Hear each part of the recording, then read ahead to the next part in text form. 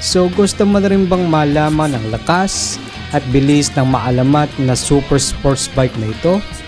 Kahit ako ay napatulala at nanginig pa rin ng malaman ko ang super performance ng makina nito, kung saan ang maximum power output lang naman ni Suzuki Hayabusa with its latest model version ay nasa 139.44 kW at 9,700 RPM. Sa lakas at bilis nga ng super sports bike na ito, abay, kumuha ka nga muna ng St. Peter Lightland bago ka sumumpa sa motorsiklo nito. Na nasabi ko nga kanina na hindi pang beginner ang sports bike nito. This motorcycle is perfect for those rider who has a lot of motorcycle riding skills to perfectly control this power super sports bike. Akala nyo ba yan lang ang engine